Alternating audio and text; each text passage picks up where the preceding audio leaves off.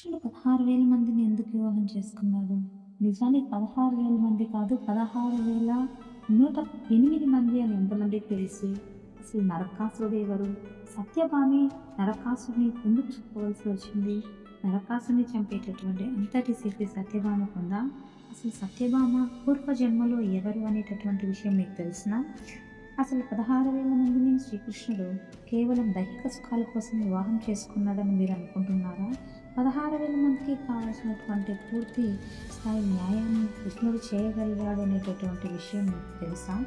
అసలు ప్రతి ఒక్కరు శ్రీకృష్ణుడితో పోల్చుకొని కృష్ణుడే 16,000 మందిని వివాహం చేసుకున్నాడు, నేను ఎందుకు చేసుకోకూడదు అనేటటువంటి మాటలు ఇంకొకసారి మాట్లాడకూడదంటే ఈ వీడియో చూడండి. Please do subscribe Jyoti Talks and tap the bell icon for more videos. Like and share this video. Thank you అండి. శ్రీకృష్ణుడు నిజంగానే 16,000 మందిని వివాహం ఆడాడా? ఎందుకు వివాహం ఆడాడు ఇప్పుడు మనం తెలుసుకుందాం. పూర్వం నరకాసురుడు అనేటటువంటి రాక్షస రాజు ఉండేవాడు. అతను భూమికి మరియు వరాహ అవతారంలో ఉండేటటువంటి శ్రీకృష్ణుడికి జన్మించినటువంటి పుత్రుడు. తన తల్లి ద్వారా మాత్రమే తనకి మరణం సంభవించేలా వరాన్ని అతను పొంది ఉండేవాడు. కాబట్టి భూమాకి సత్యభామాదేవి లాగా ఈ జన్మలో జన్మించిందన్నమాట. ఈ నరకాసురుడు 16,000 మంది రాములను బంధించి చిత్రహింసలు పెట్టేవాడు. అలాగే సంపదలను దోచుకునేవాడు.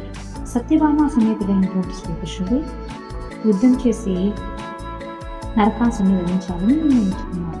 కానీ యుద్ధ సమయంలో తన సృహతకి పడిపోయిన విధంగా నటించి సత్యభామకి యుద్ధం కలిగే విధంగా చేసి సత్యభామాదేవిని యుద్ధం చేసి నరకాసురుని వధించేలా పన్నాలను పొందుతాడు. సత్యభామ భీకరంగా పోరు చేసి తన పుత్రుడైనటువంటి నరకాసురుణ్ణి వధించడం జరుగుతుంది.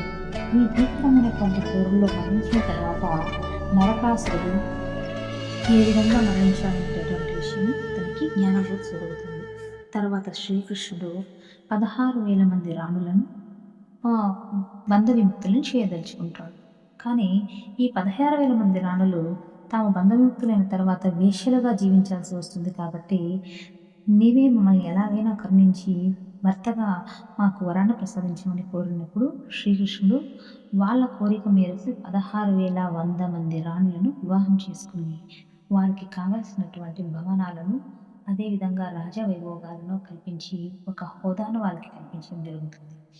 వాళ్ళు వాళ్ళ భవనాల్లో ఉన్నప్పుడు శ్రీకృష్ణుడు ఒక్కొక్క రూపంలో వాళ్ళ దగ్గర ఉంటూ వాళ్ళకి ఒక పతిగా ఏవైతే చేయవలసి ఉంటుందో అటువంటి అన్ని కార్యాలలో వాళ్ళకి అన్ని సౌకర్యాలను కలిగించడం జరుగుతుంది. కాబట్టి శ్రీకృష్ణుడు నిజానికి 16,000 మంది కాదండి, 16,100 మంది భార్యలతో పాటుగా 8 మంది రాజపత్నులను కూడా ఆయన కలిగి ఉన్నాడని మనం ఈ కథ ద్వారా తెలుసుకుంటాం. కాబట్టి శ్రీకృష్ణుడు ఆయన వివాహం చేసుకోవడానికి భార్యలో వాళ్ళ సుఖం పొందడానికి వివాహం చేసుకోలేదు. కేవలం వారికి ఒక మంచి హోదాను కలిగించడం కోసము, సమాజంలో స్త్రీలకు ఎటువంటి లోటు లేకుండా వాళ్ళకి మంచి జీవితాన్ని ఇవ్వడం కోసం ఆయన వాళ్ళని వివాహం చేసుకోవడం జరుగుతుంది. కాబట్టి ప్రతి ఒక్కరూ ఈ కథ ద్వారా మనం శ్రీకృష్ణుని గొప్పతనం గురించి మనం తెలుసుకోవచ్చు.